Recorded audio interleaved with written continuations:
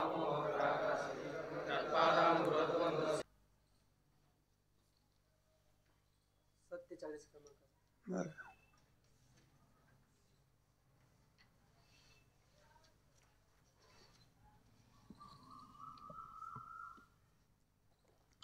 एका प्रश्नाचं उत्तर या ठिकाणी देऊन सांगतात अद्वैत आनंद आहे. म्हणलं तो कसा आहे, दोरीवरचा सर्प, दोरीचं ज्ञान झाल्यानंतर त्याची काय होते, निवृत्ती होते आहे ना.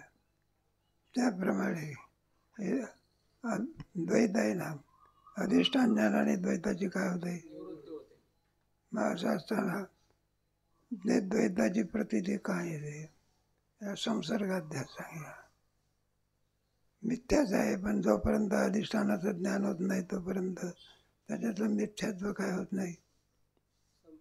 हे बघा, निवृत्त हे संसार आहे का. व्यक्तोगटो विकाराचे 45 वाटलं. व्यक्तोगटा विकाराचे येते नामविहिता अर्थात चेत अमृत अकस्मात मधून निवृत्ती. व्यक्तोगट दिसत असणारा घट, मातीचा काय आहे, तो विकार आहे.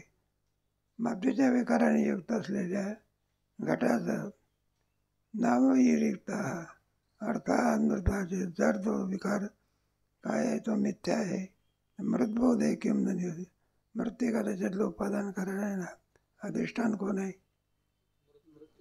मग मृत्तिकेचं ज्ञान झाल्यानंतर घटाची काय झाली पाहिजे, दोरीचं ज्ञान झालं तर सर्पाची काय होते, मग विकाराचं ज्ञान, विकार संपला पाहिजे. तर जसाच आहे. मग कोणता घ्यायचा, संसर्गाध्यास. स्वरूपाध्यासामध्ये अधिष्ठान ज्ञान झालं की अध्यक्ष पदार्थाची, संसर्गाध्यासामध्ये काय असे, कल्पना करा जास्वंदीचं फुल आहे आणि ते स्फटिकाच्या जवळ आहे. त्या जास्वंदीच्या फुलाचा तांबडेपणा कुठे दिसतो, आहे का. जरी आपल्याला ज्ञान झालं स्फटिक काय आहे पण दिसतो लाल, तरी पण जोपर्यंत जास्वंदीचा फुलाचा संबंध आहे तुमची इच्छा असोत, पण काय होणार, रक्तिमा काय होणार, दिसणार. मग फरक कोणता आहे, जरी आणखी त्या स्फटिकाच्या ठिकाणी लालपणा दिसत असला तरी स्फटिक कसा आहे, पांढरा. तो लालपणा कोणाचा आहे, म्हणून आत्मस्वरूपाच्या बाबतीत याचा काही संबंध आहे. दृष्टांत कशा प्रकारे एक माणसाचा दृष्टांत देऊन आणि हा सिद्धांत काय करतात सांगतात. एखादा मनुष्य पुमानदमुख निरे भातवापसु वस्तुतः तटवत्मस्तमित्यस्त असता कश्चित क्वचित. पुमान अदमुख निरे, एखादा मनुष्य आणखी नदीच्या किनाऱ्यावरती काय उभा आहे, तलावावर म्हणा किंवा धबक्यावर म्हणा, काठावर काय आहे, तो उभा आहे आणि खाली प्रतिबंध बघायला लागला. पाण्यामध्ये काय पडते, म्हणजे उलट पडते बघा, काय पडते, मुंडकं कुठं खाली आणि पाय कुठं वर. आता बघायला लागला कसं पाण्यामध्ये. सर्वसामान्य माणसाला असं वाटते की आपण खरोखरच पाण्यामध्ये काय झालेलं. आता खरोखरच त्याला ते दिसत असलं, पण शहाणा मनुष्य कोणता आहे, मग पाय वर आणि डोकं, मग तो स्वतःला पडलो आहे असं समजतो का, जसा आहे तसा काठावरचा मी जसा आहे. मग पडल्याची भीती वाटते का त्याला, लोकाला म्हणतो का मला काढा म्हणून. अरे का हे कोणीतरी येडीबाई श्रीमंताची बाई कुठेतरी प्रवासाला निघाली आणि उन्हाळ्याचे दिवस तहान लागले म्हणून विहिरीवर गेली बा, आणि पाणी आहे का नाही आहे म्हणून बघायला लागली. आता श्रीमंताची बाई दागिने बिगिने मग आता बाईची थोडी येडसर असल्यामुळे तिचं प्रतिबिंब कुठं पडलं, विहिरीत पडलं ना पाठीमागं. आणि तिने भ्रम केला, म्हणजे मी काय झाली, विहिरीत पडले. कोणी पामदस्त रस्त्याने जात असला तर म्हटलं हे बाबा अरे मला काढ मी कुठं पडले. लोकांना वाटलं याचे चक्कर पुष्कळ. एकाने विचार केला याचा फायदा काय केला पाहिजे, फायदा करून घेतला पाहिजे. मग आला तो म्हटलं आजी काय आहे. म्हटलं मी विहिरीत पडले की. म्हटलं मग मला वर काढ की. म्हटलं वर काढून देतो पण फुकट नाही. म्हटलं पैसा पाहिजे. मग त्याने विचार केला जीव जात नाही ना, जगतो ना, जाईना का पाहिजे. म्हटलं हे बा सगळे दागिने काय करा. मग सगळे दागिने काढून दिले त्याने. आणि त्या आजीला फक्त एवढं सांगितलं तिकडे तोंड करू नका, कुणीकडे करा, माझ्याकडे करा. काय म्हणलं बाबा तुझ्याजवळ जादू आहे, किती लवकर मला तू काय केलं. आता खरंच पडली होती काय. हे सगळं काय नाटकच आहे. अलग अलग त्याप्रमाणे दृष्टांत हा दिलेला आहे. प्रमाणादमुखो निरे भातापी असतील न वस्तुतः आणि तटस्थ मार्तिवत असतात कसे जेत करे. पुमानादमुखी तो आपला पाण्यामध्ये बघायला लागला बा. निरे म्हणजे पाण्यामध्ये.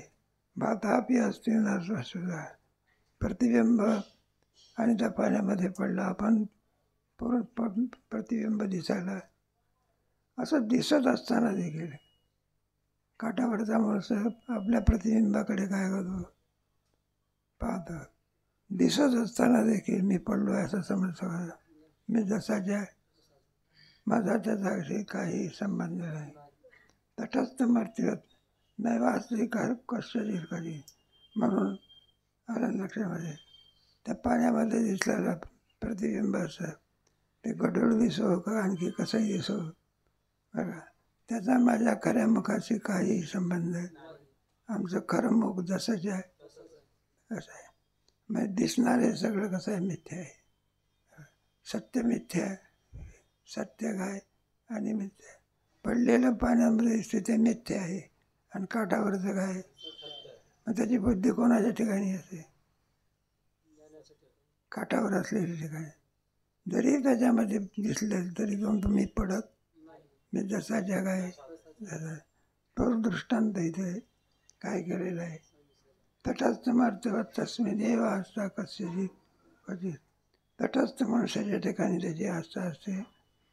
नाही नाही वाचते कसे किती जरी सांगितलं तुम्ही पाण्यामध्ये पडले पाण्यामध्ये पडले तर सांगणाराला शहाणा समजतो कंबर का. बरं मग संतांची भाषा काय आहे. त्यांना ज्ञान झालेलं असते काय झालेलं असते.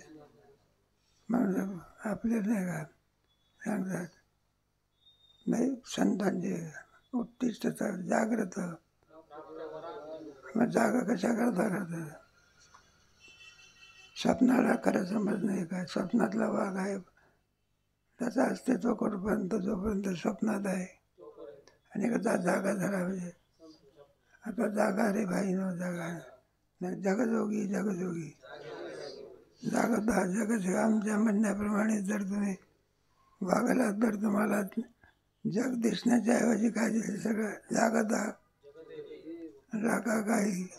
हा मग संत काय करतात त्याला जागृत द्या. ज्याचा जसा अधिकार असेल त्याच्या अधिकाराप्रमाणे. कर्माचा अधिकारी असेल कर्म सांगतात. उपासनेचा असेल ज्ञानाचा अधिकारी असेल आणि त्याला पूर्ण पदार्थ काय तो काय मागे दे आनंद द्यावेची. बरं काय पैसा घेतात का तुमच्याकडे. जोग महाराज काय फी घेत असतात काय. नावे त्यांचं काय जोग आहे. जागा करणे त्यांचं काय दृष्टांत इथे सांगितलेलं आहे. आणि आणखी पुन्हा क्रमाक्रमाने काय दृष्टांत काय करतात सांगतात. संपदे पुढे चातुर्य आपलं आहे. आषाढीची वारीला 2च रंग असतात. 14 आणि आता कोणता 13.